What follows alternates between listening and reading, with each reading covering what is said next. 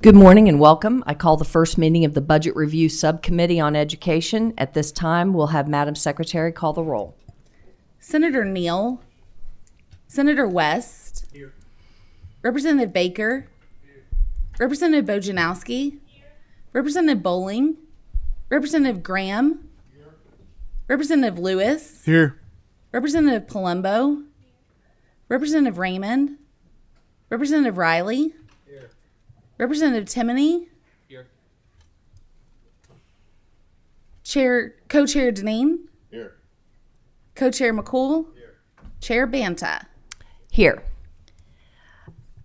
Okay, we have no approval of minutes, no need. And at this time, we have presentation from the Kentucky Department of Education. We have presenters presenting on salary stipend programs. And at this time, I will swear in our presenter. Please raise your right hands.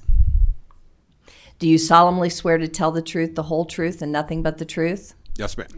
Thank you. As you begin your testimony, please identify yourself for the record. Members of the committee, please hold your questions till after the presentation and make sure your little green light is very bright. Thank you. Thank you, Chair Banta. Jay Ritter with the Kentucky Department of Education. And if it's okay, I'd like to go ahead and let them introduce themselves. I'm Jocelyn Waddle with the Kentucky Department of Education. I'm consultant. I'm Ellie Gilbert. I am the Assistant Director of the Division of Educator Recruitment and Development. So it's good to see everybody again. Usually when I show up, it's to ask for a whole lot of money. We have a large chunk of the state's budget. I see my budget friend Seth up there that I talk to a lot. And this is one of those opportunities where we get to come over and talk about a program that's a pretty small portion of the department's budget, but it's incredibly important. It impacts a lot of students, impacts a lot of teachers. And this was actually pretty interesting for us because in my office, we deal with the financial side. We don't very rarely get to deal with the academic side and the curriculum side and the teaching side. So this was a good opportunity for us personally to work with our colleagues to my right here to learn a lot more about that side. And so we hope this is helpful to everybody. And of course, questions are obviously welcome. So there's been a program for quite some time now for National Board Salary Supplement. This is in statute. There's a program, there's also a regulation, but this is for a public school teacher, secondary teacher, and the Kentucky Tech School. That was added a couple years later, or a career technical program operated by KDE. This allows quite a big population of teachers to qualify. So they would need to get a certificate from the National Board for Professional Teaching Standards between July 14th of 2000 and July 1 of 2020. Would get a $2,000 supplement from the school district for the life of the certificate. And after 2020, again, this is a minor change made, they would get the prorated amount depending on what was appropriated by the General Assembly for that budget item. In other words, there was sort of a cap on the amount. So if we had too many teachers to effectively pay $2,000, we would be able to pay that prorated amount, or the districts would too.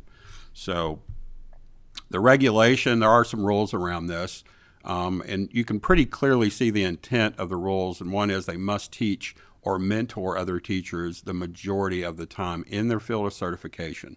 So in order to qualify, if you think you have a National Board certification in mathematics, but you're a principal and that's your full-time job, necessarily wouldn't qualify for this.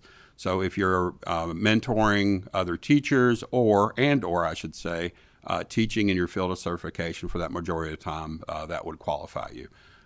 If you're a teacher who has moved between districts, you still qualify. This is not specific to one district. You're not locked in. So if they went from one district to another, we usually work out who pays how much at each district, and then we'll reimburse both districts for that. And in some cases, they'll get their certification a little bit later in the school year. So we do a few partial, it's pretty rare, but a few partial salary supplements do exist too. And in some districts, and I couldn't tell you off the top of my head, I think there's one in northern Kentucky, one of the small independents, they may pay, in addition to this supplement, a little more as well. That's a local policy issue that we don't get involved in, but I do recall hearing that some time ago. Again, the district pays the teacher. This is included in their retirement calculation. It's just like a bump in pay. But the KDE, the way the law is written, is we don't pay the teacher directly. We actually reimburse the district. They will submit documentation to us that we have 15 teachers, for example, that qualify. We verify that they're qualified, and then we reimburse the district, which just happened a couple of days ago, actually, at the end of the school year. As far as numbers, we went back to 2002 to look. Obviously, this program's grown over time. When I first started at the department about 2007, 2008, we saw this number really pop. It was growing at a pretty good clip. And back in those days, we'd come over and do our budget requests, and we were always asking for more because this program was growing very fast. And as you'll see, about 2014, we sort of topped out, and it's sort of leveled out a little bit. And of course, the most recent one, we're now down to a little bit over 1,800, and these are teachers who meet the qualifications for that reimbursement. So as we look across the state, one thing that's always interesting to us is where these teachers are and where they're teaching. And we did a little bit of rough math to figure out these teachers are spread out.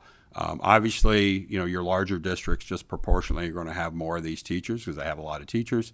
But as far as a percentage of teaching staff, Anchorage led the pack with 20%, Oldham County, Callaway, and Spencer with 14%, and Woodford's about 11%. But the statewide average is about 4% or so when you figure in all the independents. Some districts have none. I believe, I'm going to forget which one it was, Kentucky School for the Blind or Kentucky School for the Deaf, I believe, had one as well. Mm-hmm. But this gives you sort of an idea that, Anchorage, Oldham, Callaway, Spencer, Woodford, a pretty good chunk of their teachers are national board certified as well.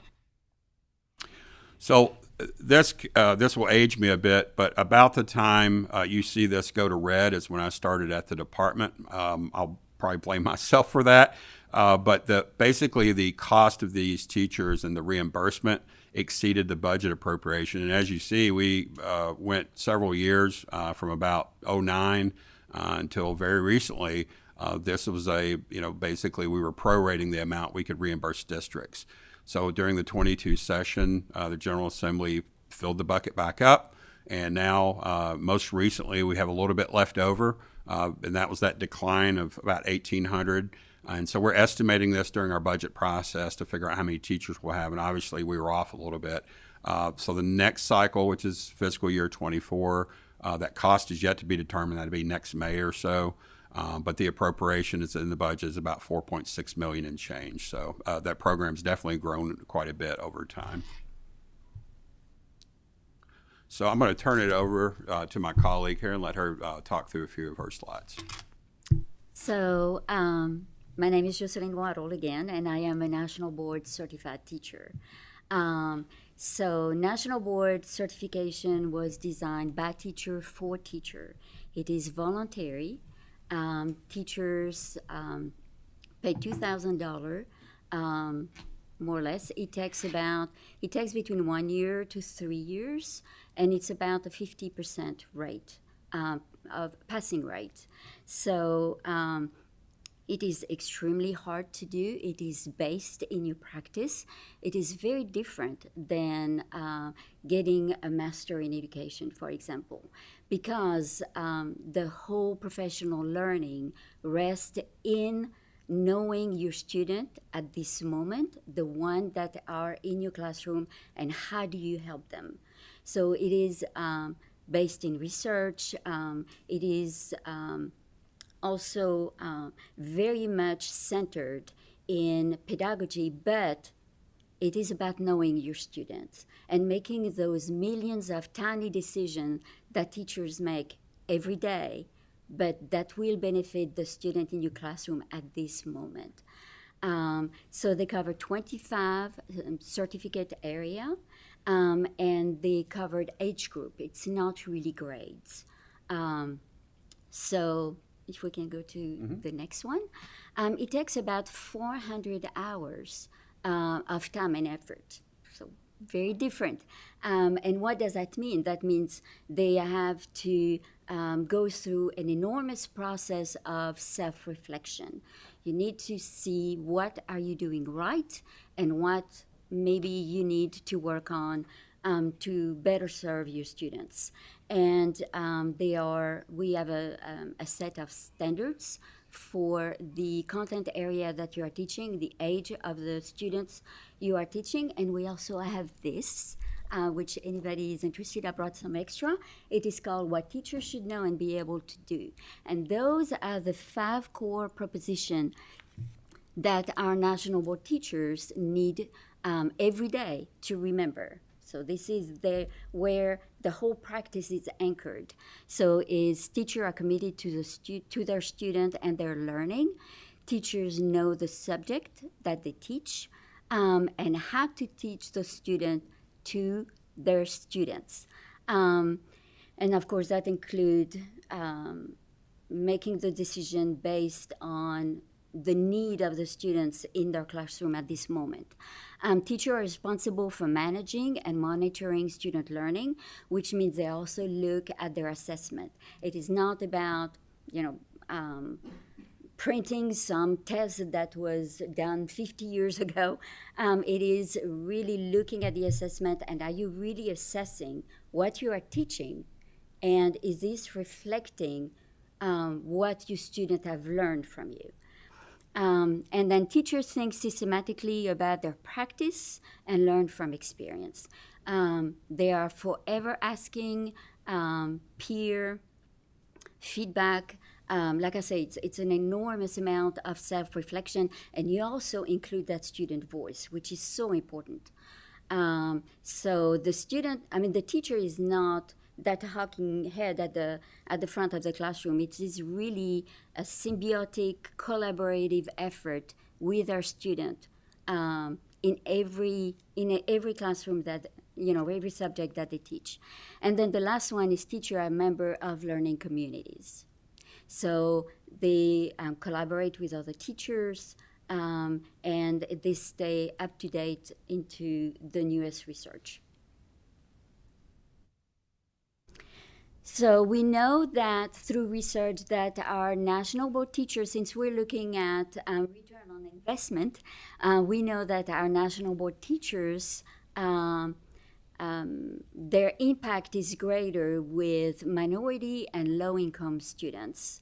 We do have several standards, and one of them is called the National Board Equity Standard Bundle.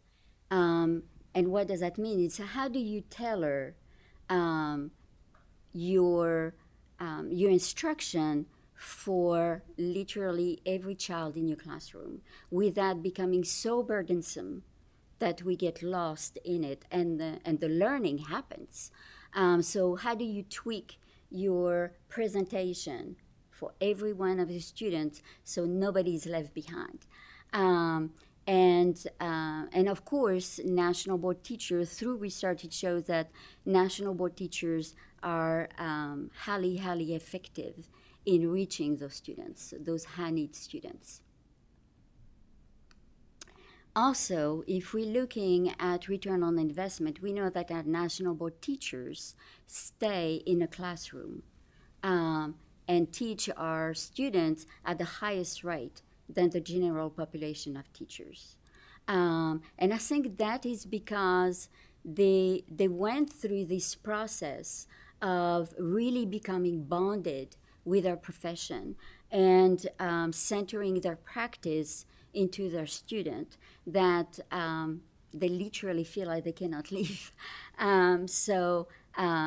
It is something that is important for us in Kentucky, is how do we retain those highly effective teachers? We talk a lot about recruitment, but if we do not have retention, we will not have recruitment, because our new teachers are looking at those highly effective teachers, and those are the ones who create that very intangible thing, which is culture in every school district. So if you have a school district that have this linear continuation of highly effective teachers, then your new teachers also will be mentored by those. So in terms of ranking, in Kentucky we're doing very well, and I do believe it's because our national board teachers get that $2,000 salary. It's not. I don't think they're doing it specifically for that, but it's like all of us in all our profession. It's a way of recognizing that they went above and beyond, that they are continuing constantly to refine their crafts. So in Kentucky, if you look at the ranking, in terms of the total number of national board certified teacher, we are 8th in the nation. In terms of newly certified teacher, we are 9th. And what I think is even more important is when you look at the number of national board teachers, because you have to renew this certification every 5 years.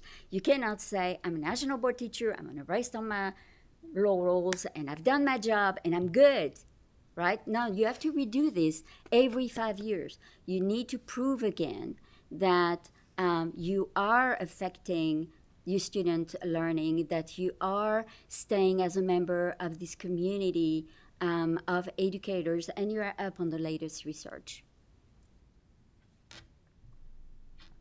So when we talk about impact on student success, I think all of us want some data. And this was done by North Carolina.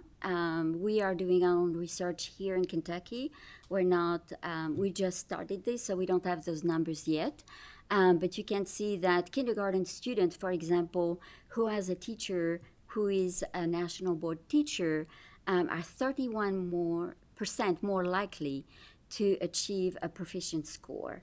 And third grader who are taught by a national board teacher are 11% more likely to achieve also a proficient score on the MAP test in English language than other students. I'm going to wrap up with the end of this, which is about somewhat of a newer program, speech language pathologist or audiologist salary supplement. It's been in statute for quite some time, but was recently funded for the first time in the budget 22 budget bill. So it has to be a local Board of Education employee. As you can see, there's quite a few certifications they'll need to hold, and these are some ors and ands, so you have to kind of go through that to figure out which ones they hold and everything. Again, we set up the reimbursement process to the districts, so the districts are paying this, and the qualifications, and we work through the same process like National Board to make sure the employees are qualified for this reimbursement. So it's sort of aligned with that National Board supplement, but at the same time, there's something a little different, is that the services must be incidental to they must be employed in a position where the pathology and audiology services are incidental. So if this is an employee who does, 90% of their job is something else, they wouldn't necessarily qualify for that. And so you can see the intent is to make sure that they're, kind of in the trenches, doing the pathology and audiology work. Again, this bill, I think, the statute rather, was effective in 2010, and then 2.3 million came into that bucket, about 22 in the regular session. And we just processed our first year of this. We had about 1,000 qualified applicants, so a pretty good chunk of people that qualified for that, and obviously appreciative of this supplement being funded. And I believe that's it. Here's our contact information. Be glad to answer any questions, Chair. Thank you. We do have some questions. Rep. Timoney, would you like to kick it off? Thank you, Chairwoman. And thank you for the presentation today. National Board Certification is an outstanding certification. I looked into it when I was a teacher. It's way too hard, so I became a principal. It is incredibly reflective, and it is probably one of the highest quality practical applications of teaching. We can all go back to college, we can also sit in a class, and we can also learn all these things, but this is an actual where the rubber meets the road program, and with kids in the building in front of them. And it really does, and I can't stress this part enough, I recognize this part, it's the collegial community that is developed within schools. Question. Mr. Ritter, you had the budget pieces that were presenting. Do we have any indication of how many are coming, how many are in the works? Because I'm looking at the 23 number up there, and I know we increase our allotment. But what are we looking at coming down the road? How many do we have in the pipeline? What are we looking at?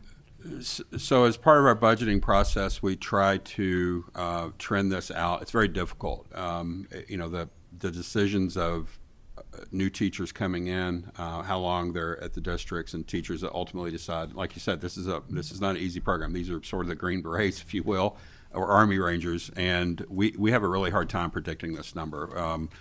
As you can see on the one chart, it was pretty consistent for, there's a pretty meaty area of this where we could say, well, it's around 2,000 and change.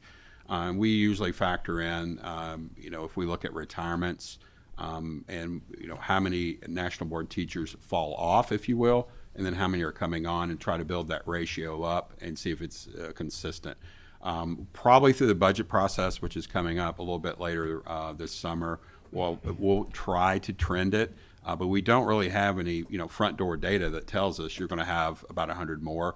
We could do a much better job of communicating with that community, frankly, to say, are you mentoring a lot of people, or like especially at the larger districts? Do you see a lot of teachers showing interest in this program? And that would help us, of course, with tighter budgeting and do a little bit better job of estimating that as well.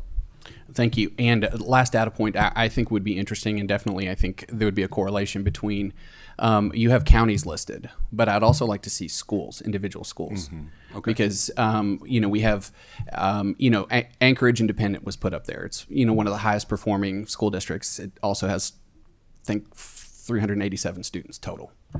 So, and Oldham County, Woodford County, all incredibly high performing districts. There's a correlation there. But what about some of our lowest performing? What about some of our East Bernstadt is probably our biggest SEEK winner, which means they receive the most money because they've got the most challenges. What does that school district look like as far as where their numbers are? So we do have, I did look at that because I was also interested to see the correlation. And it appears that our lowest, our highest poverty district have the lowest amount of national board teacher.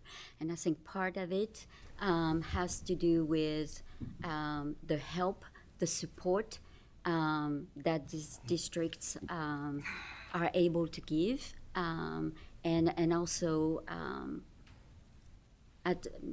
making sure that those students who need it the most have those highly effective teachers in front of them.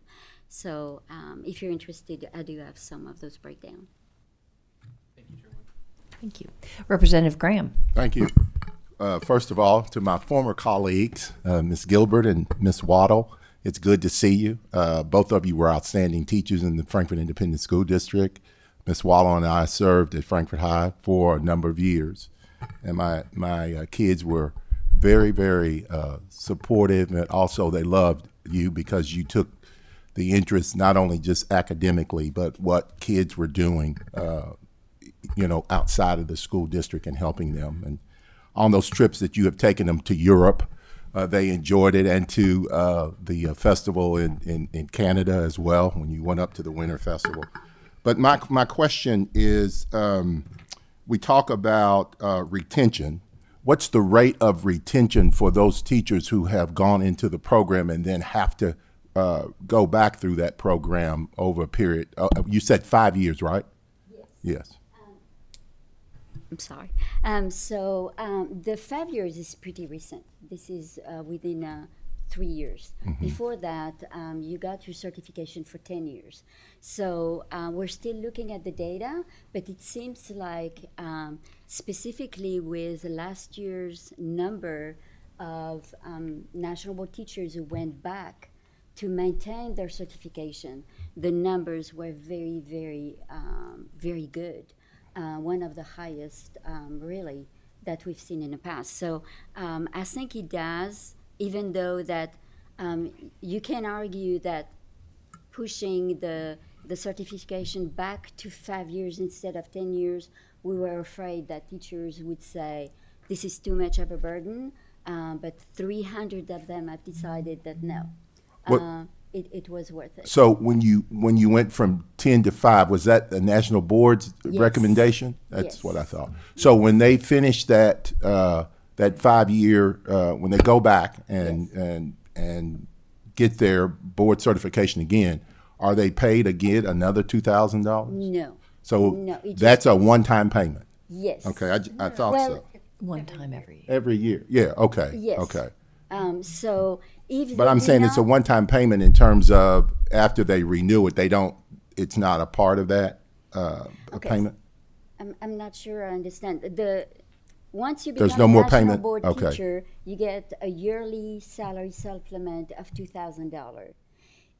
This is now for 5 years. If you choose not to renew, you will lose that. So as long as salary. they renew it, Yes. then they also are still paid. That's what I was asking. Yes. Okay, thank you. Yes. And the last thing is, and my colleagues kind of brought it up, but I jotted down the two of the biggest districts, Jefferson and Fayette, in terms of what their percentage of teachers have participated in that. Because if you look at, particularly in Jefferson County, and I'm not being critical of Jefferson County, but they have a great deal. The student body is totally different Yes. because they have a lot of immigrants, high minority population, and all of those things that they have to deal with.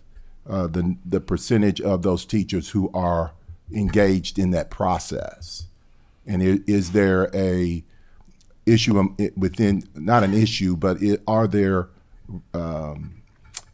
Does the Jefferson County Public School try to promote more teachers going into that as well? And do they work with you all in terms of, and the Fayette County School District, in terms of working with you all to recruit teachers to get into the certification? So at the Kentucky Department of Education, we don't have that. We don't recruit teachers into national board because it is voluntary. The teachers themselves have to decide that's what they want to do. However, in those large districts, what we have seen, specifically during those COVID years, they have now put some very strong support to have more of their regular teachers becoming national board teachers because they have seen the impact, specifically after COVID and regaining that learning that was lost. As you were saying, because they have such a diverse body of students, and the fact that national board certified teachers,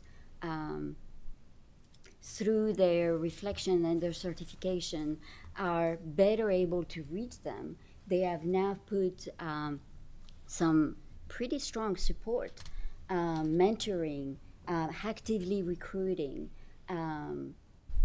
their new teachers to become national board teachers as soon as possible and not wait like in the past. I mean, because it is so hard to get, I think both of us, we are national board teacher. I had 10 years experience before I decided, well, maybe I need to do that. And I think right now what we're seeing, the trend is as soon as those new teachers come in a classroom, let's get them into... Encourage them. Yes. National That was the board term that I certification. should have used, encourage. Yes, encourage them so they don't make those mistakes. Thank you. Representative Bojanowski? Yes, thank you. So probably my PhD was easier than national board certification.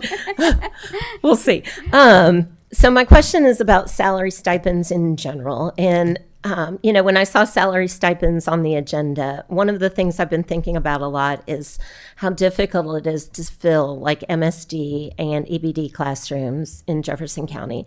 Has there been any consideration at the department for stipends for classrooms specifically for students with the most difficult behavior issues or the most severe disabilities, where you're, changing diapers for grown children and children who are, physically aggressive and so forth? I'm not aware of any discussion at the department over the years, but we'd certainly be very happy to look into that and, get with you all with some ideas about, how that would look, the structure, and sort of looking at areas of need maybe, or, and, perhaps changing that statute a little bit to tweak it to allow for more specific areas of need to be supplemented with a greater amount of funding or for a shorter period of time. And rotate that over time to, point it in directions that we need to point it into. So I'd I'll check appreciate into that. that. Thank you. Thank you. And also, I wanted to specify there is a certification, a national board certification for those teachers. Representative Tipton. Thank you, Madam Chair. I do have a couple of questions. Am I correct that the stipend is only for a certified teacher who stays in the classroom? If they go into administration, they're no longer eligible? So the way the regulation reads, that majority of the time must be spent in the classroom or mentoring other teachers. And I will tell you just from experience, as a teacher, works and works and works, and they take a job in the administration, will usually get a call to say, am I going to lose this? And more often than not, they will. It is the way the regulation, the department has been very consistent and I think very deliberate in how this is applied, that, we felt the intent was to keep them in the classroom and or mentoring. And you can do a combination of both, obviously. We find that to be very important. And I think back to Representative Graham's question about, ramping up newer teachers, part of this is mentoring other teachers, showing them the value and, of course, the work that it requires to get this. I think that's a very important part of this. But yes, as they move out of teaching, they would sort of be disqualified. Now, the district can still supplement. It's just the state, based on our regulation, could not reimburse that. So, Okay. Madam Chair, I've got a couple of follow-ups. Go right ahead. When a teacher receives their NBCT certification, does that qualify them for a rank change? Yes, yes, it does. It used to qualify them only for rank 1, and that has changed, of course. I think in 2020, where now a rank 3 teacher, a brand new teacher, going into the classroom, become national board certified teacher, then they will be eligible for a rank change in a rank 2. And that brings up the point of the recertification process. If that teacher chooses not to recertify, do they lose that rank change, or do they No. keep that rank change? They do keep the rank change, just like somebody who was successful getting a master in education. It's the same process. But if they choose not to renew, they will lose the salary supplement of $2,000. Okay, I've worked on legislation, not this session, but in past sessions, for a pilot program. I believe right now, teacher has to be in the classroom 3 years before they can start the process.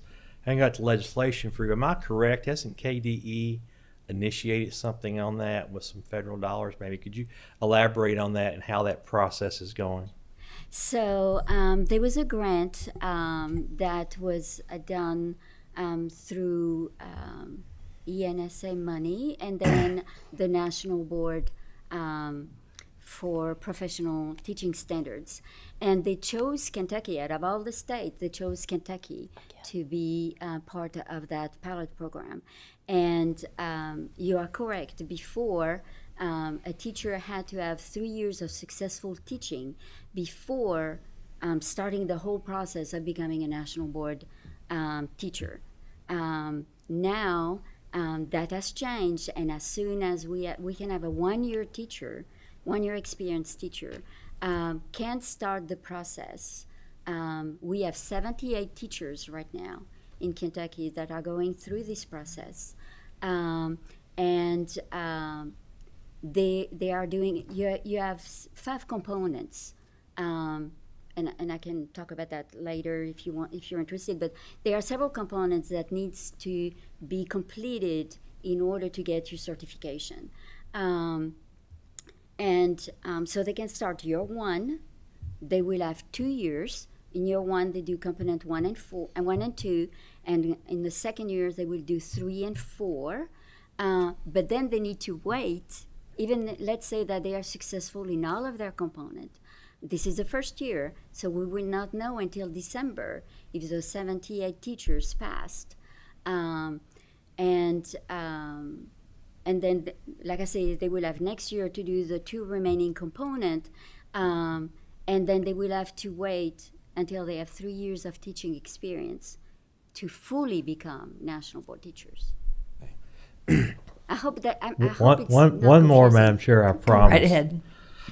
We've talked about stipends, we've talked about mentoring, and I forget the state. I believe one of our states just passed legislation that requires all first-year teachers to have a mentor in the classroom, mentor teacher.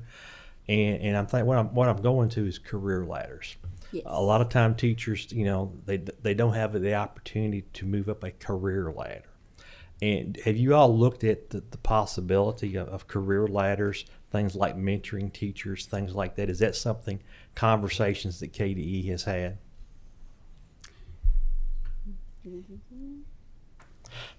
So I think that we are definitely interested in it. We've considered it. Funding, of course, is a key component, and understanding how to break that career ladder out and ensure equity across districts. I think those would be our primary concerns. Okay, and Representative McCool.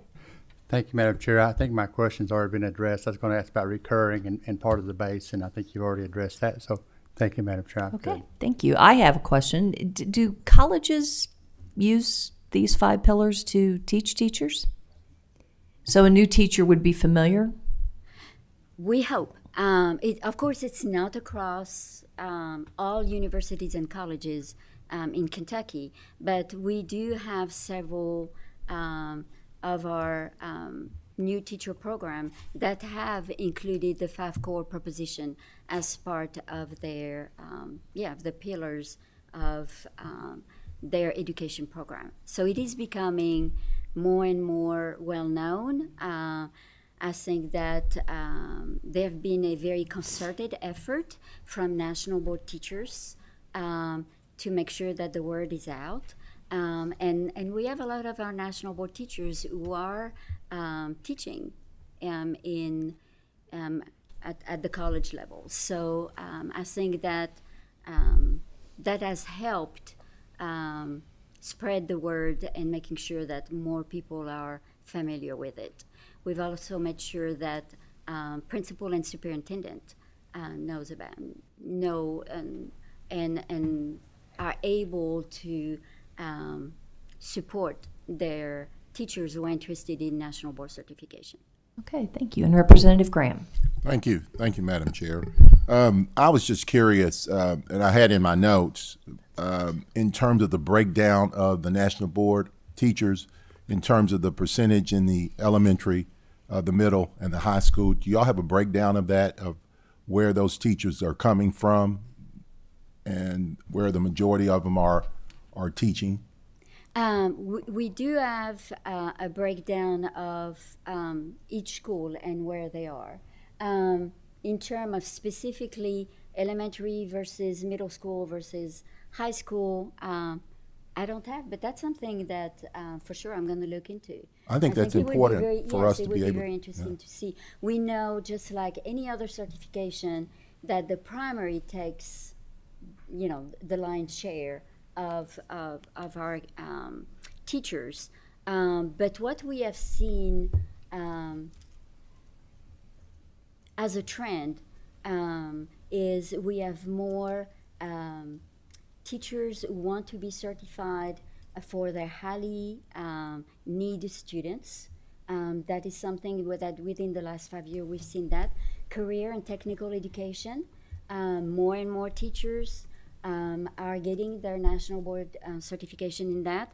And then English as a new language. So what you're telling me is it is a broad spectrum in terms of Yes. where they're going. Right. But it would still be nice to see, because what you want is that continuity from what those teachers are teaching in elementary to middle school and then high school. If they Absolutely. elevate it, they need to be in a challenging class and Absolutely. having those teachers who are challenging them based upon what they have had over those first 8 years of, or 9 years if they kindergarten teachers are also, are any teachers who are in the kindergarten area going into the profession, into getting certification? Yes, yes, they are. Because, like I said earlier, as part of the 25 different content area, it covers from 3 years old to the end of high school. Thank you all so much. And I will add that the certifications have expanded from National Board. When I certified in 2006, the choices were very small. And now you can find very specialized certifications. Thank you very much for your presentations today. They've been awesome. It sounds like some people would like to see a bigger breakdown of the schools and the contents and areas. If you could get that to us, that'd be great. Yes, Chair. Thank you so much. And if there are no further questions, we'll move on to our next presentation. Thank you all. Thank you. Could you go ahead and put those at the end, because I think, or at the end of the desk, because I think we have some people that are going to be interested in that. Our next presentation is the Education and Labor Cabinet on unemployment insurance.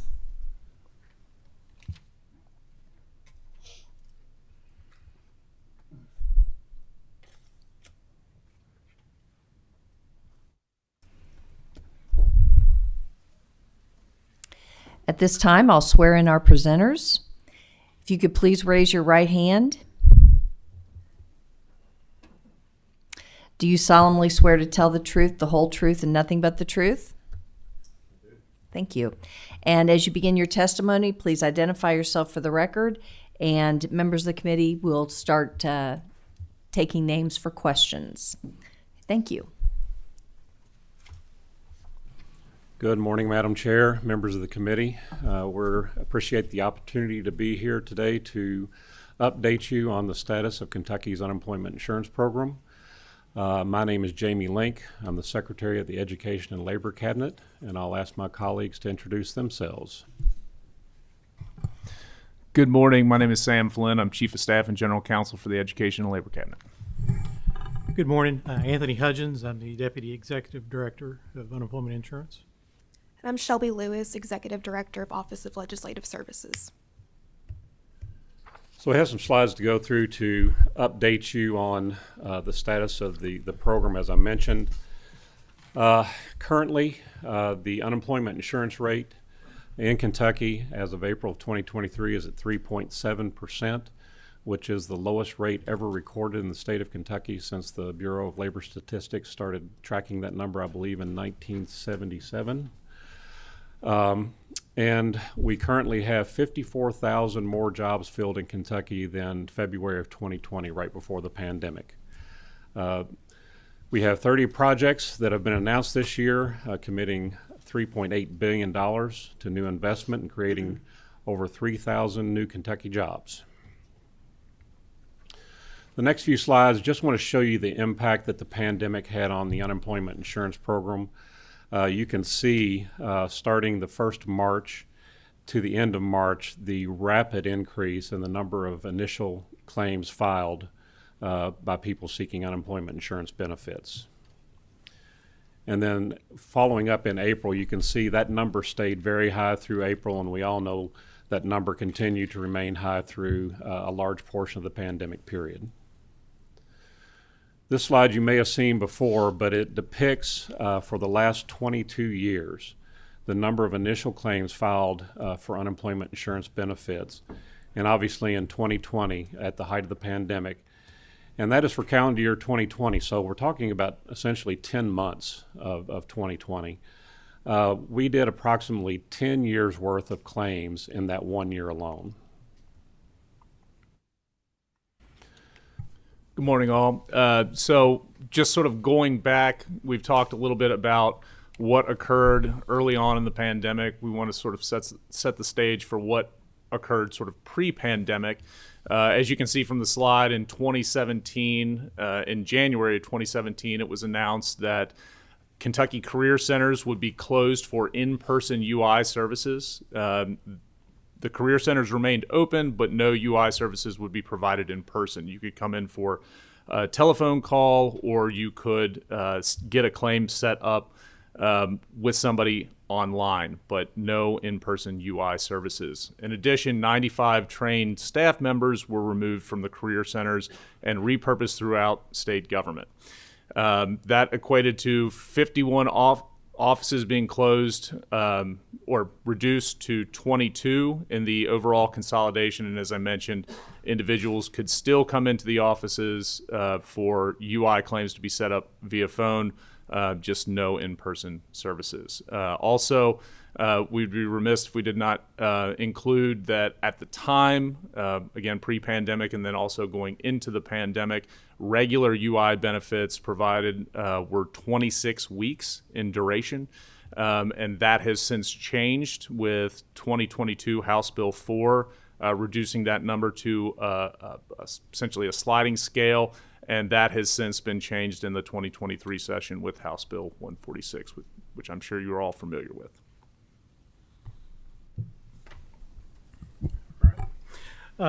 Beginning of this year, we started implementing the changes in House Bill 4. And as Sam mentioned, the biggest change in House Bill 4 was the 12-week minimum, just the tiered scale we're operating on for benefits. House Bill 4 also required claimants to perform 5 work search activities per week, compared to in the past it was only 1. These 5 work search activities must include 3 formal job applications. The other 2 activities can be job shadowing, interviewing, attending job fairs, things like that. We also were introduced to the suitable work provision. This is the type of work we expect claimants to be willing to accept now. Basically, that's any employment offer to a claimant who's received at least 6 weeks of benefits. The job pays at least 120% of their unemployment weekly benefit amount.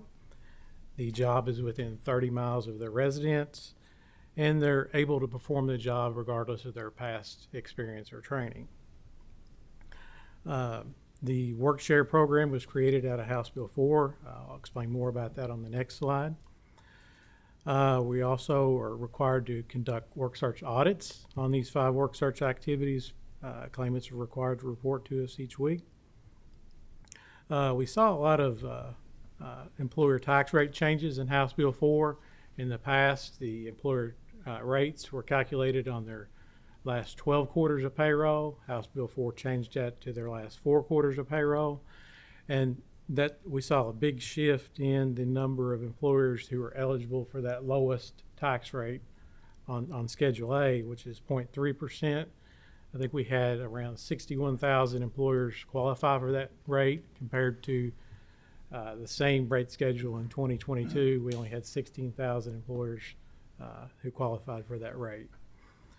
And we've conducted extensive staff training to get our staff prepared to implement and administer House Bill 4 changes. We've created a lot of informational videos and training materials on our website for the public and future unemployment claimants to review and get accustomed to for unemployment going forward in the future. Now, the Work Share program is a great program. It was established out of House Bill 4. In economic downturn times, a cost-saving measure for businesses are to lay off 5 to 10 workers to cut those costs. The Work Share program helps avoid that and helps those employers keep and retain their skilled workforce. It allows the entire workforce of the employer to participate in this shared work reduction program. So they can have their hours maybe reduced from 40 down to 32. That way they can still receive a paycheck at their 32 hours of work, of employment, and they can receive a percentage of their unemployment benefits on top of that. So when they weather the storm through those economic times, they can still retain those folks and still have those trained folks available. Beginning in July, we will be administering the changes in House Bill 146. And again, here, the biggest change in House Bill 146 was the change to the duration of benefits. It changed the minimum from 12 weeks to 16 weeks. So going forward, claimants can receive anywhere between 16 to 24 weeks based on the state's average unemployment rate. We'll talk a little bit about the look-back period. We refer to the look-back period as the time we look back and obtain the state's average unemployment rate to figure out which benefit tier we'll be operating on. There are 2 look-back periods that are calculated throughout the year, once in January, once again in July. So the January look-back period is determined by the state's average unemployment rate from July, August, and September of the prior year. And I believe our average unemployment rate during that time was 3.8%.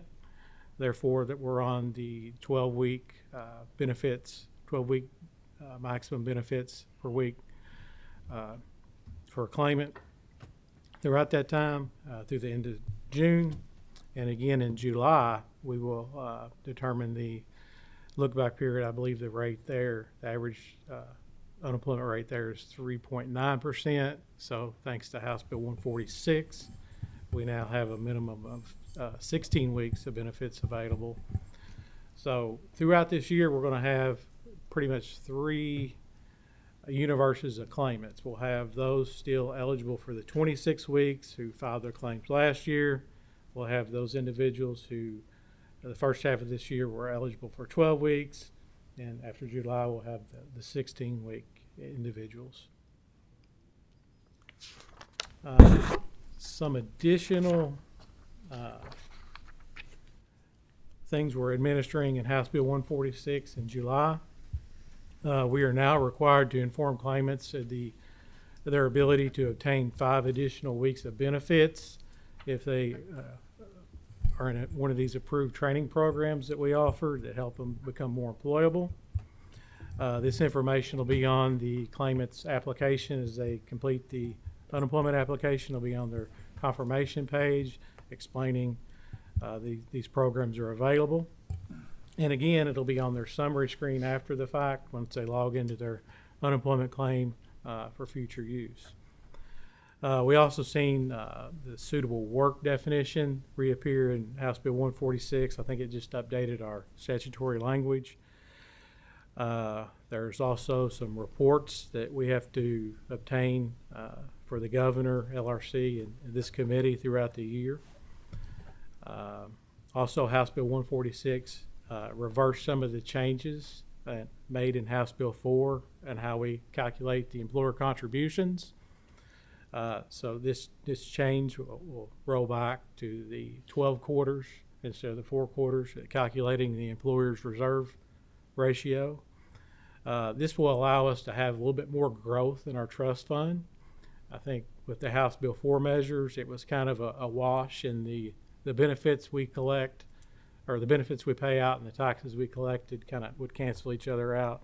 With House Bill 4 or 146 changes, it allowed a little bit of growth in our trust fund. And again, our employers have remained on the lowest rate schedule since 2019, which is the Schedule A in our statutes. Just a quick update on our unemployment trust fund. Thanks to the infusion of the state's portion of the ARPA funds, it helped keep the trust fund solvent and rates low for our employers. House Bill 144 in the 22 session allocated $242 million back into the trust fund. It helped return the trust fund to the pre-pandemic funding levels. And again, employers have remained on this low rate schedule since 2019. And again, next year in 2024, we expect employers to remain on the low rate schedule of Schedule A. The current trust fund balance this week, as of June the 5th, was $834 million. And in my 22-year career in unemployment insurance, this has been the highest trust fund balance we have seen. So, trust fund seems to be in really, really good shape going forward, and with the changes in House Bill 146, should allow a little bit of growth starting next year for us. So looking forward at the future of the program, we have submitted requests for additional personnel in the Office of Unemployment Insurance. And I believe there's a direct relationship between the Office of Unemployment Insurance and our Career Development Office. And we would like to return the focus to employment rather than unemployment. So we have submitted requests for 60 additional staff that would be funded through the budget and would allow us to not only address those extraordinary circumstances when we have a high increase in unemployment insurance claims due to an economic downturn or some other extraordinary situation, but at times when the process is relatively smooth, those staff would be cross-trained and provide employment services to the people of the Commonwealth to assess their skills, to get them the training they need, and with job placement services to get them placed into jobs. So you can see on this slide that the 60 additional staff are allocated between the Career Development Office of 40 staff and 20 staff for the Office of Unemployment Insurance. And again, the goal is to have these people cross-trained so that they can perform functions in either office, and most especially with the emphasis on employment services rather than unemployment. How many currently work there? I think we have 30 adjudicators, which the adjudicator is the one who make the decision as to whether a claim is valid or not. So we had 30 adjudicators dealing with more than almost 2.8 million claims during that time. And we'd like to increase that by 20 in the Office of Unemployment Insurance, and the 40 would be in the Career Development Office. But those people could also switch over to unemployment insurance if we have an extraordinary occurrence. So as I mentioned, the backlog of 2.8 million claims, we've heard the term backlog a lot, that resulted from the extraordinary quantity of claims that were filed during the pandemic period. The pandemic period for our purposes is February 2020 through September 30th of 2021. Those 2.8 million claims have all been processed, and we reached zero on March 1st of this year. We've talked about before, and the General Assembly did appropriate funding for the replacement of the 30-plus-year-old unemployment insurance system that the Commonwealth has. And during this interim period, we have made improvements to that system. It's functioning much better now. But regardless, we feel like we need to modernize that system. And it's been a rather tortured journey. You will see here that the first RFP was issued for the replacement system in March of 2020. We went through the bid reviews and entered negotiations with a vendor who subsequently withdrew their bid in July of 2021. So we started again, issuing a second RFP, an updated RFP in September of 2021. And for the next year, we went through the evaluations, we entered into negotiations with the vendor, and then the vendor ghosted us. They went silent after repeated requests from the Finance and Administration Cabinet and the Education and Labor Cabinet. We could not get a response from the vendor. We subsequently learned that some members of that vendor were soon to be indicted on federal charges of theft of intellectual property that we won't go into, but obviously we had to cancel that procurement due to that occurrence. So we started again in January of this year, issued a new RFP, and where we find ourselves today, we did receive several proposals to that RFP. As sometimes happens, especially with large procurements, there was a vendor protest regarding the RFP. The Finance Administration Cabinet reviewed and denied that protest. So at this point, the Finance Administration Cabinet is currently reviewing all the proposals. And when there's a protest, everything has to stop, and they have to deal with the protest. So now that that's been resolved, the Finance Administration Cabinet is reviewing the proposals to make sure they are technically responsive to the terms of the RFP. And once that's determined, they will be handed off to the evaluation team made up of business analysts and technical experts to review the proposals and then score them.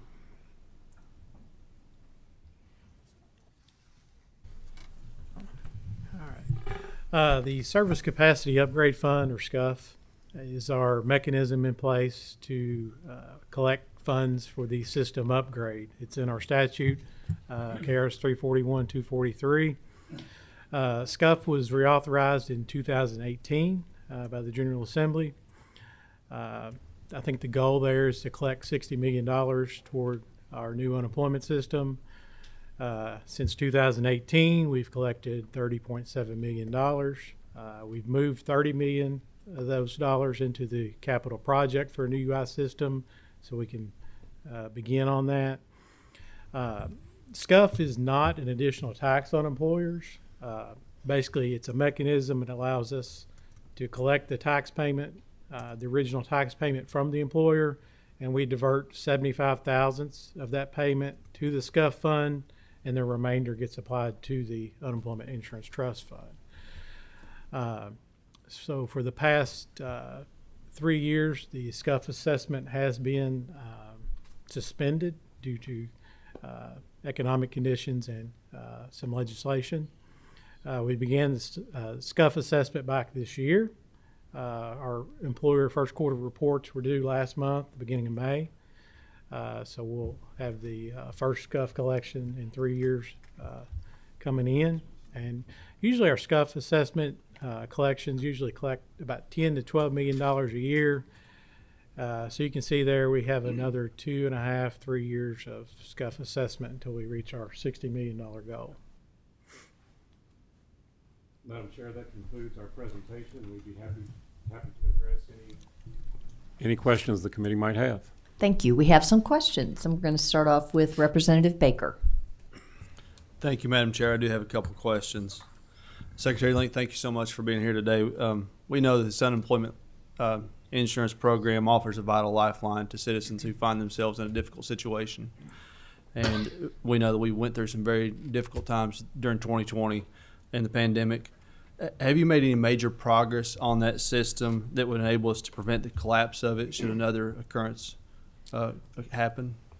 Yes, Representative Baker, we have our UI and our UI unemployment insurance. I'm sorry for the acronym. Our UI team and our technology team have been making incremental improvements to the existing system because, as I mentioned, any new system is probably going to take 24 to 30 months to implement. So we have to be prepared for whatever may happen in that interim period.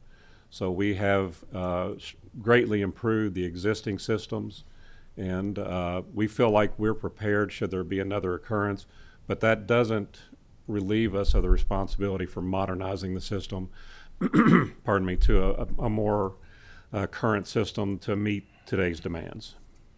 Thank you. You said you've done 3 RFPs? Yes, sir. Could you tell us how many proposals you've received? I can't because I don't know. When they're in the evaluation process, I'm not allowed to know. That's information held by the Finance Administration Cabinet. I could check with them to see, since they've been canceled, how many were received. But at this point, I don't know. I'm sorry. Do you intend to have a vendor in place this year? That would be our plan by the end of this year. Yes, sir. Thank you. Okay, Representative Petrie. Thank you, Madam Chair. Following up on Representative Baker, so I want to make sure I get the assessment right. We've been on the issue of the UE system, on the systems itself, the tech systems for processing and managing claims. Since 2020, we've got RFP 1 down, RFP 2 down.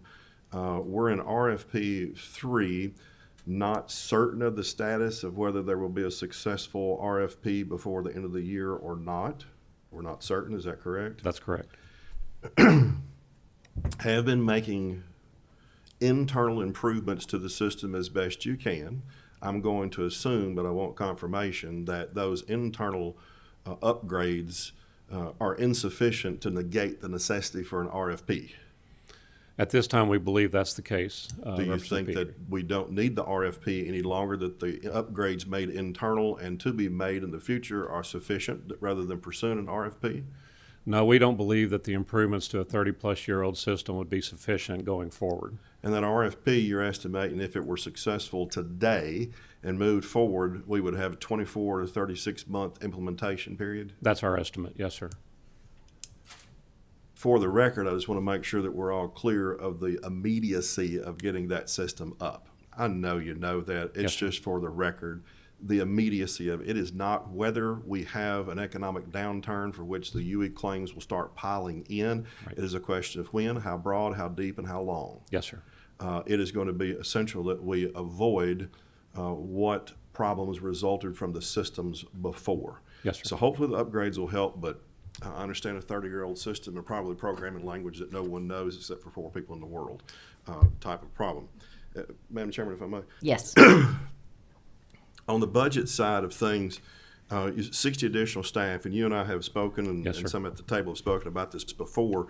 If you wouldn't mind submitting back to this committee, will you submit back to this committee in writing the detail of those 60? I know you've broken into 40 and 20. I need to know exactly why. And as we've talked about before, there was a list that you were going to prepare and get back to me about, well, are there other areas of the cabinet over which you see that can be trimmed or terminated so that we can get this particular program policy initiative by the General Assembly implemented?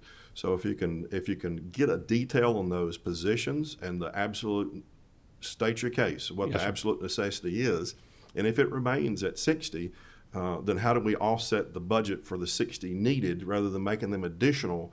We can trim elsewhere in part or in full.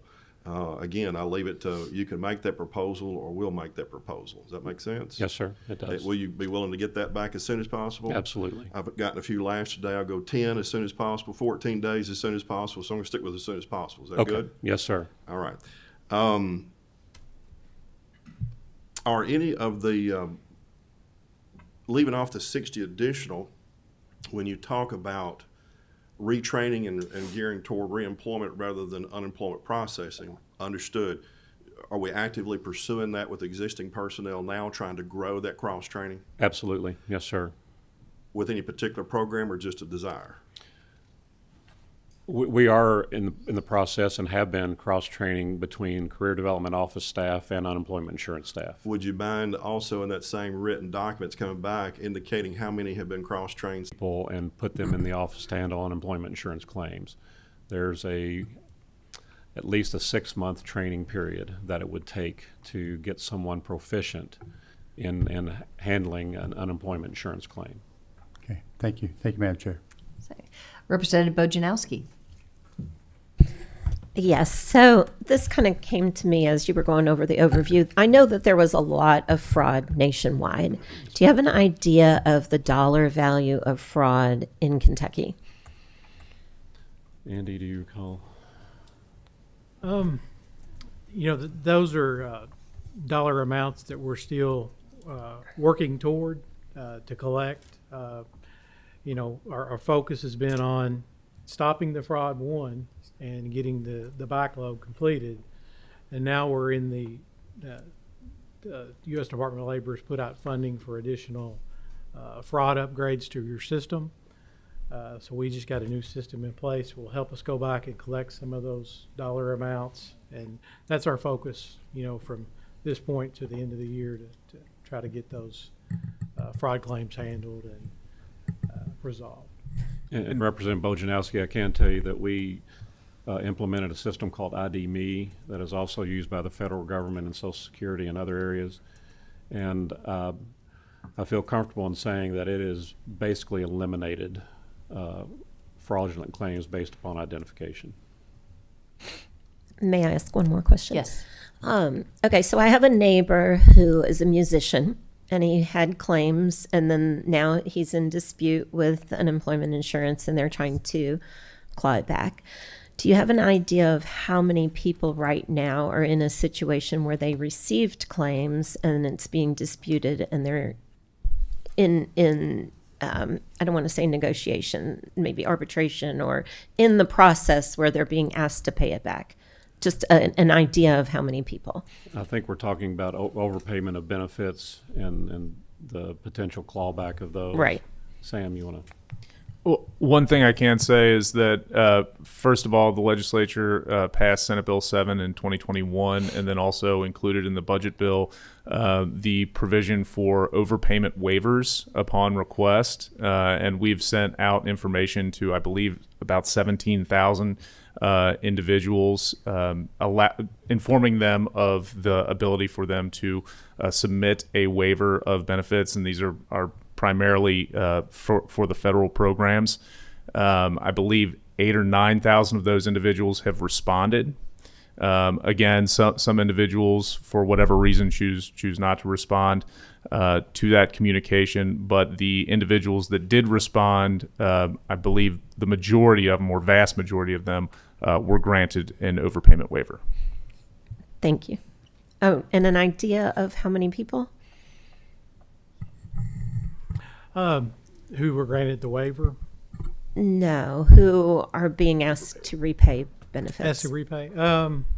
Again, that's an ongoing process as we go through the determinations. That number increases. So I don't have an idea right off. We can look that up. Get back with you. Yes, ma'am. Okay, Representative Tipton. Thank you, Madam Chair. Secretary Link, good to have you and your team here today. Thank you. Almost all my questions have been answered through questions in previous testimony. Going back to April 2020 through the end of that year and on into 2021, I was checking email numerous times a day, as you all know, Yes. going through all that. And even this year, I occasionally get an email from somebody who had a disputed claim trying to be resolved. Did I understand you to say that as of this year, all those backlog of unresolved claims, where are we with those unresolved claims? I'm talking a year or two ago that people still haven't got settled. So when I talked about the initial backlog, that's a good question, and I appreciate it. When we talk about the 2.8 million that have been reduced to zero, that's the initial touch of that claim. So every claim has now been touched. So then they go through the fact-finding process to make sure the claim is valid, the adjudication to determine whether the claim is payable or not. Depending upon that decision, either the employer or the claimant may dispute that decision. Then it goes to our appeals branch, and they will re-review it and dig deeper and then make a determination. If either party then disputes that decision, it goes to the Unemployment Insurance Commission for their review, which is another level of review. Then based upon the outcome of that, if either party disputes it again, it would then go to circuit court. And just one point of clarification to that. So all 2.8 million of those claims that were referenced, all of them have received an adjudication. Okay. So they're moved on to, either they were granted benefits, denied benefits, and if they were denied benefits, they have the opportunity to appeal to that first level. Okay, Representative Graham. To follow up in your discussions, I just want to look from it from the other side. What would be the ramifications if you're not provided the funding that you need in terms of hiring as well as upgrading? Obviously, we would have a tremendous it would be a tremendous impact of us not being able to provide what we need to provide to those who are in need. But can you give us some kind of scenario if we do not do it? Well, I think that's a very fair question. I believe the impact is it slows down the process because you only have so many people, qualified, trained people that can review these claims and handle each claim. And the fewer resources we have to do that, the longer it's going to take us to work through the volume that we have. Things right now with unemployment at historic lows, The workload is relatively consistent. But again, Representative Petrie said, when it happens again, and it will, that just increases the volume and thus the time it will take us to process those claims and get benefits out to the people that need them. And I'll tell you this, if they're unable to get the needs and provided for the services, we will hear from our constituents, because during the pandemic, we stayed in our offices. Many of us stayed in our offices very late talking to constituents. Some of them weren't our constituents, but we were trying to help those individuals. And if we want to provide the services that the people of the Commonwealth need, then we ought to follow up with the recommendations that the agency is who's responsible for these people who are unemployed and who also need a paycheck. We need to respond and have the services that you can respond in a time frame that helps them get back on their feet in terms of, or at least surviving whatever is going through, whether it's a pandemic or they've been laid off by the agency in which they were employed for 20 years and then they went out of business. So it's imperative that we take on this challenge of making sure we're updated with whatever is needed in turn for the agency to carry out its responsibilities to the people of the Commonwealth. Thank you. Yes, sir, and we'll be sure to get that information to you. Senator West. Thank you, Madam Chair. Most of my questions pertain to the computer system itself. The most recent RFP, how many proposals did you say we had? Was it 3 proposals? I don't know, Senator. I'm not privy to that information. Gotcha. Yes, sir. Do we know, are we able to know yet what was the nature of the protest, the reason for the RFP protest by one of the individual companies? Again, that's being handled by the Finance Administration Cabinet, and those of us in the Education Labor Cabinet are not privy to that. Do you know when we would get, maybe Mr. Flynn could answer this, when we would be able to know that information, what's going on with the RFP? I'm happy to check with the Finance and Administration Cabinet. Okay. Just in my way of thinking, and I've thought this for several years, we're not reinventing the wheel with this computer system. You know, we have 50 other states, and I'm assuming all these other states have computer systems that deal with unemployment insurance. Yes, so sir. Have we reached out to other states and checked on what they're doing, what kind of computer systems they have? Absolutely. Why has this been so difficult? Well, do you want to? Yeah, I think during the height of the pandemic, there were several other states that were in the same predicament Kentucky found itself with dated systems, inadequate systems. And there are very few vendors nationally that had the capacity or the wherewithal to even deal with that. And I think that's what we saw with the first 2 RFPs that we put out. The inability of some vendors to either develop a system, or they didn't have the capacity to develop systems for multiple states. And what we have seen is there are several lawsuits pending in other states because of vendors who are way behind schedule, way over budget, and you know, in a weird sort of way, we avoided that by the 2 RFPs that failed. But we do participate very closely with the U.S. Department of Labor, as well as the National Association of State Workforce Agencies, NASWA. We also work with a national consultant to know what's going on across the country when it comes to those states dealing with the same issues we're dealing with here. So we want to make sure that we're following any best practices that other states are using, avoiding mistakes that other states may have made, through their best efforts, I'm sure.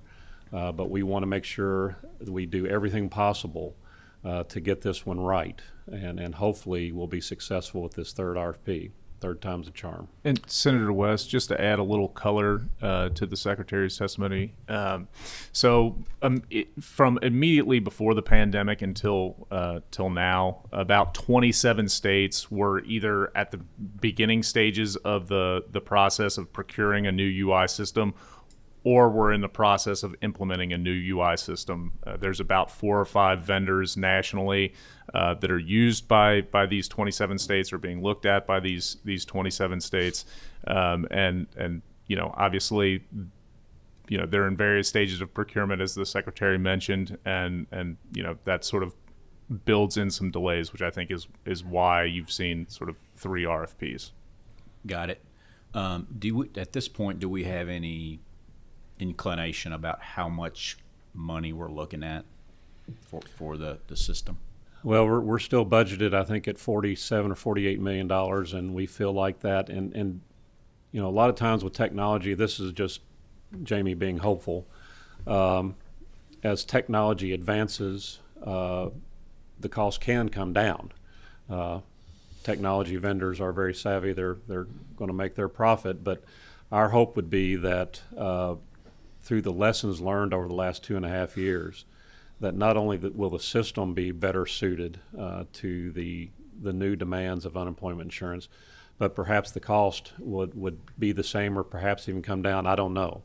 But you know, right now we're staying with the budgeted amount we have, and with the SCUF assessments and things, that annual inflow through those assessments, it would be our plan that those funds would be sufficient. We're not holding our breath on it being less than that number, but no. But I understand that. I have a personal request. If I would request that our state contract be tightly drafted with whoever this new person is, and we don't get into a situation like we have in the transportation cabinet where we have a computer system that's gone on and on for years with an unending supply of money we're having to put in there. So that's a personal request. Switching gears 1 second, this is my last question, Madam Chair. During COVID and during the whole, I guess, uproar that was COVID and the height of the unemployment insurance claims, you know, I read in the paper in various instances of state employees who defrauded the system, basically. Have those employees who participated in this, have they been fired, or do you know where those cases stand? Yes, sir. I think I can take that question. First, as a point of clarity, you used the phrase defrauded the system. That's not actually correct. So sort of stepping back, at the beginning of the pandemic, the federal government, through the Congress, passed the CARES Act, which included 3 new UI programs. Pandemic Unemployment Assistance, PUC, and FPUC. So the additional 13 weeks and then the additional $600. The PUA allowed individuals to file on a part-time job. Okay, individuals throughout the state of Kentucky went ahead and filed on a part-time job. Again, at the beginning of the pandemic, there was a lot of confusion and a lot of differing guidance that was being provided to the state by the federal government through the Department of Labor. We learned in May of 2020 that some individuals, it was reported in the Office of Unemployment Insurance, had filed claims. The governor's office immediately requested an independent investigation through the transportation OIG. 35 individuals were identified, and an investigation followed. Of those 35, 4 were determined they were either prior employees or hadn't filed benefits or hadn't worked at the cabinet in several years. 31 individuals had filed for benefits on part-time jobs, again, well within the rules provided under the Pandemic Unemployment Assistance Program. 17 of those individuals were actually paid benefits. Those individuals were set up on an overpayment and required to pay those monies back. Those individuals did pay those monies back. Now, moving on to, I think, sort of the piece related to disciplinary action, 9 of the 17 individuals that filed claims looked at their own claim or the claims of others. We have very tight policies in place about what information can be accessed by who and when. Those individuals are not permitted to look at the claims of, obviously, themselves, relatives, friends, etc. They violated that policy, and they were disciplined accordingly. Only 1 individual was determined to have gone into their own claim and taken action with respect to their own claim. That individual put a stop on their claim so they would not be paid. That individual was dismissed. Of the remainder, I have the figures here, 3 received 5-day suspensions, 3 received 3-day suspensions, and 2 received 2-day suspensions. 5 of the individuals are employed with the cabinet currently. Does that answer your question? Yes, it does. Thank you. Appreciate the detail. And just one additional point. That report was referred to the Office of the Attorney General, to the Auditor's Office, to the Franklin County Attorney, and to the Commonwealth's Attorney. And to date, no additional action has been taken. Thank you very much. Thank you. Thank you, Representative Petrie. Thank you very much. First, vendors in the system, we got about 27 states at one point in time that were all interested. I heard at one point 4 to 5 vendors across the country that handle this type of issue.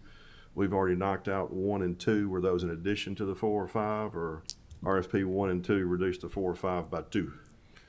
Reduced by 1. Reduced by 1. So we're down to 3 or 4 at this point that are available? That's correct. And Representative Petrie, just sort of to add, again, a little color to this, it's not every day that a state purchases or procures a new UI system. Yep, it's about every 30 or 40 years. Yep. That's all good. Where I'm going is this: if we're getting down to so few vendors and we don't know what that third RFP process is going to result in, what is the alternative in place to deal with this issue? Well, I think anecdotally, what I've seen, Representative Petrie, is there are other substantial technology companies with whom we have met that are looking to get into this space. So the 4 or 5 at the time of the height of the pandemic, that number could grow. I don't know how many responses we received, but there are some you would recognize very quickly that have requested to talk with us. And of course, when the RFP's out, we don't talk to anybody. Right. So we're in a holding pattern. The alternative on the table right now is maybe we can find another company that gets into the space. That's a potential outcome. Yes, sir. We're hoping against hope that we find a. I do too. Yes, sir. Any other alternative other than that in play? At this time, we would have to maintain the existing system as best as possible, and continue. Gotcha. And part of the reason, I can't remember whose question it was. It's the federal oversight. Unlike a lot of programs we deal with, this is direct federal oversight. Yes. If it's not done right, we're not just answering to ourselves and taxpayers. We're answering to an authority presumably higher than ourselves. Yes, sir. Dealing with them. And real quick, SCUF, you mentioned about $47 million still expected for the new system. We've got a certain amount that was appropriated, plus we have $30 million come in on SCUF and another $30 million anticipated. It seems like we're over budgeting at that point, GF to SCUF. Am I catching that wrongly? I think, and Andy can support me here. The initial purchase of the system, any system we'd purchase, we'd want to have a 3 to 5 year period after implementation for operations and maintenance, and to make sure that the system is working properly, that any upgrades need to happen. The ultimate number is about $60 million that we feel like is the appropriate amount to fully implement a new system. And that $60 million would be through the SCUF alone, would it not? Well, 30 and 30? We've got $30 million that's already been appropriated, and then we expect 10 to 12 million per year starting now. So over the next 3 years, we anticipate another 30 million thereabouts. Okay. Then we've got the general fund appropriation on top of that. Mm-hmm. That's right. Yes, yep. That's correct. Again, you may want to do a breakdown of that, because I'm interested, because we may be overfunded on that position. Leave the general fund in, but we might want to entertain the idea of pulling the SCUF back so it's helpful to people out in the field. Absolutely. We just want to do what's adequate. So yes, sir. Would you mind following up documentary-wise as soon as possible about what's it going to cost, what's expected in, or whether or not we should adjust the recommended adjust on the SCUF? Certainly. Good. Just to clean up, if I may. Sure. You've gone through on overpayments and waiver. I think staff was interested in knowing this. The waivers, maybe about 15,000, 16,000 overpaid, 8,000 took advantage of the waivers. Of those that never take advantage of the waiver and still have overpaid, what's the next step 2 and 3 of enforcement, if any? So the good thing with this, the federal government put out a new unemployment insurance program letter that allows us to do blanket waivers now. Before, So they don't even have to request it. they don't have to request it. Gotcha. We'll just do it. So there's no anticipated enforcement mechanisms or actions. It would be probably a blanket waiver at that point for someone who doesn't avail themselves, that have been overpaid, didn't ask for the waiver, that can be blanketed and zeroed out. Correct. All right, fair enough. And again, I want to make clear that with respect to overpayments, these are only applied to individuals who were paid benefits through no fault of their own. Yeah. Again, we can talk about fraud versus mistake. That's always on the table. Okay. Sure. And then lastly, I just want to follow up. Yes, we are following upon recommendations, and as we've discussed before, just because there's a recommendation doesn't mean we take it. Yes. It doesn't mean we take it in full, in part, or whatever. That's why we're following up right now, and I'm asking for documents to better understand, and we will have more conversations. It's not a question of whether or not we're going to take care of the unemployment insurance funding and systems from a General Assembly oversight and an executive branch implementation standpoint. Mm-hmm. It's a question of not wasting taxpayer money, but still rendering effective and efficient system of services to them. So that's the back and forth. That is the follow-up that's going on right now, getting ready for that 24 session coming. Totally Thank you agree. very much. And we look forward to those conversations. Okay, thank you very much for your presentation, and our next meeting will be July